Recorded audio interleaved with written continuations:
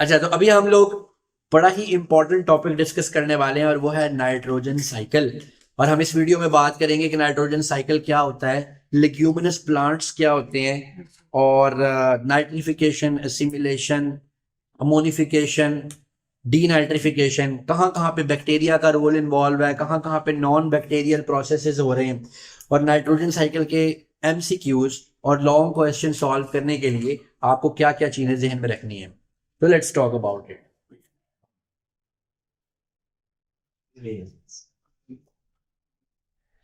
Nitrogen cycle, शायद आप लोगों में से कई लोगों के जहन में कार्बन साइकिल आ रहा हो, मगर हमें यहीं से जानना है और यहीं से बात शुरू करेंगे कि नाइट्रोजन साइकिल में और कार्बन साइकिल में डिफरेंस क्या है।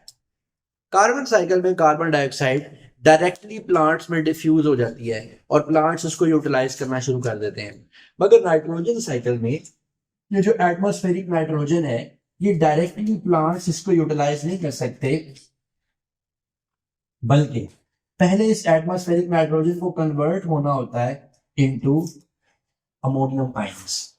तो जो पहला स्टेप है वो है अमोनिफिकेशन। अमोनिफिकेशन, ये अमोनिफिकेशन का जो प्रोसेस है, इसको बैक्टीरिया कंट्रोल कर रहे होते हैं। ऐसे बैक्टीरिया जो अमोनिफिकेशन करवाते हैं उनको अमोनिफाइंग बैक्टीरिया बोला जाता है, अमोनिफाइंग बैक्टीरिया। और जब ये अमोनिफिकेशन होती है तो हमारे पास, अच्छा, ये बैक्टीरिया कहाँ मौजूद होते हैं? सॉइल में मौजूद होते हैं।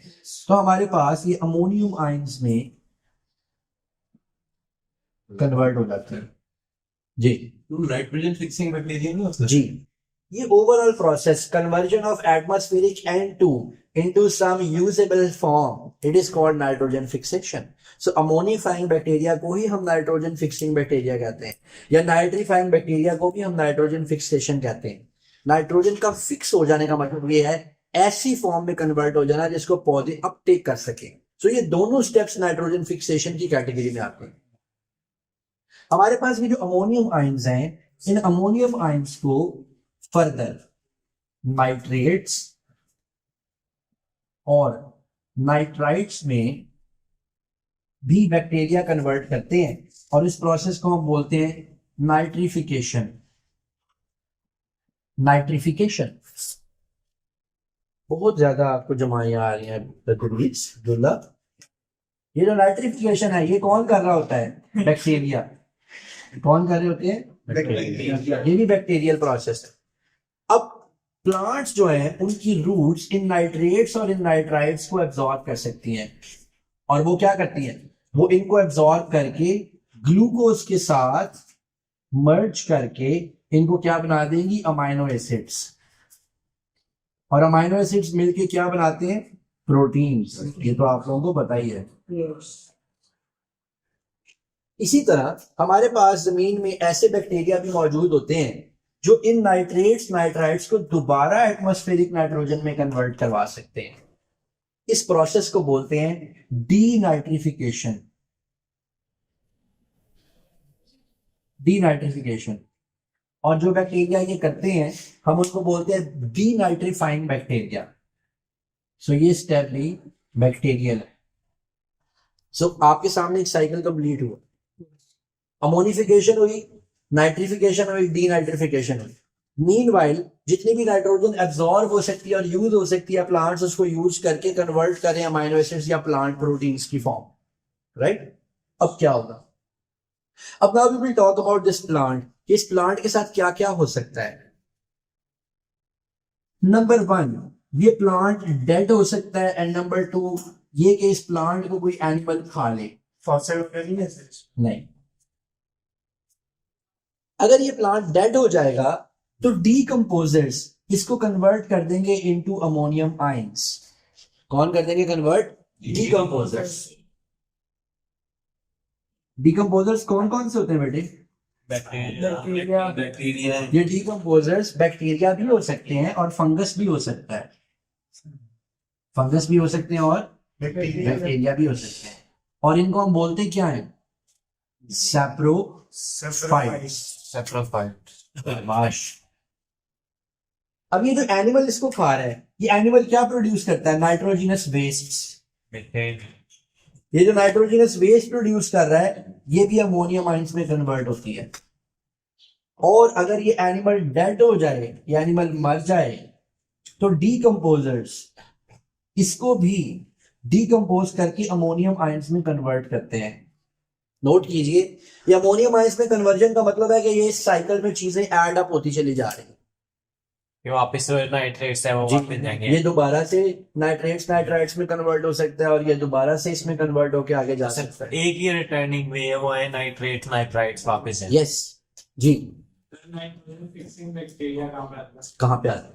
अमोनिफाइंग बैक्टीरिया और नाइट्रीफाइंग बैक्टीरिया, ये दोनों मिलके इस नाइट्रोजन को, एटमॉस्फेरिक नाइट्रोजन को फिक्स कर रहे हैं in the plants.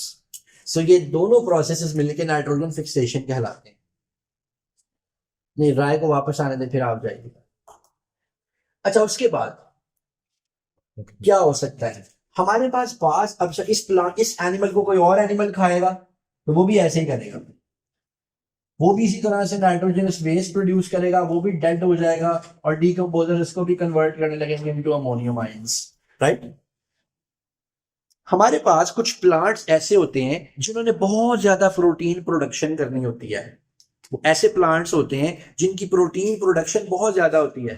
For example peas, for example चने का पौधा, दालें, जिनमें प्लांट प्रोटीन जिनके प्रोडक्ट में बहुत ज्यादा है, वो बहुत ज्यादा प्रोटीन प्रोडक्शन करते हैं। अब वो इस चीज को अफोर्ड नहीं कर सकते कि वो सॉइल में मौजूद बैक्टीरिया के ऊपर डिपेंड करें। So they form a beautiful mutualistic relationship with these bacteria and they give them shelter and nutrients. हम ऐसे प्लांट्स को बोलते हैं लेग्यूमिनस प्लांट्स।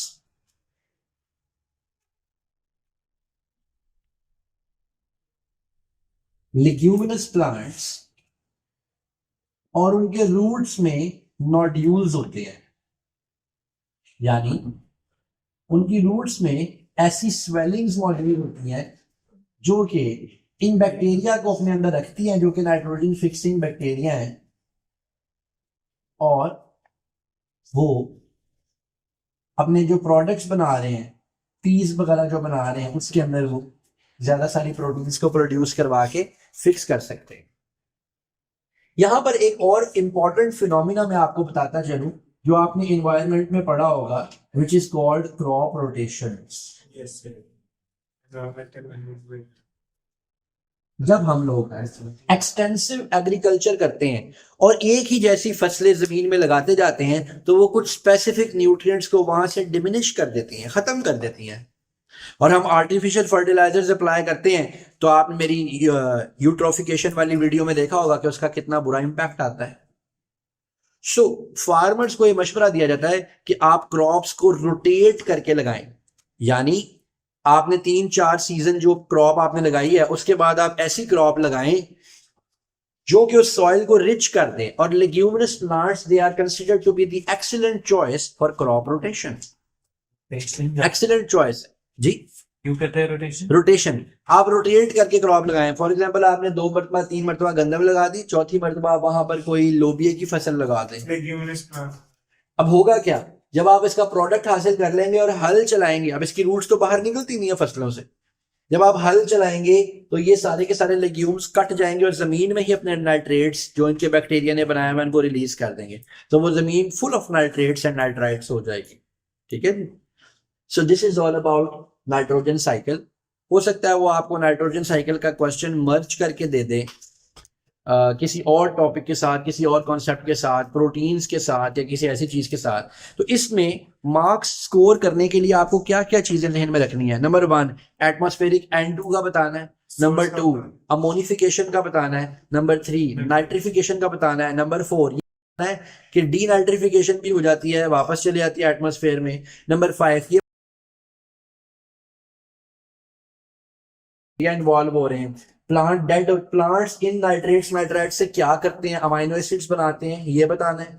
प्लांट्स अगर डेड हो जाए या प्लांट्स को कोई एनिमल खा ले तो ये नाइट्रेट्स नाइट्राइट्स उनकी बॉडी में कैसे कन्वर्ट होते हैं, वहां से एटमॉस्फेयर में वापस कैसे आते हैं, याद रखें।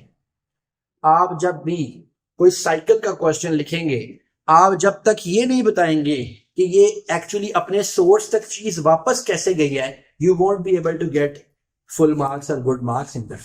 सो कुछ भी साइकिल लिखे, ये जरूर बताएंगे वो अपने सोर्स तक वापस कैसे आती है।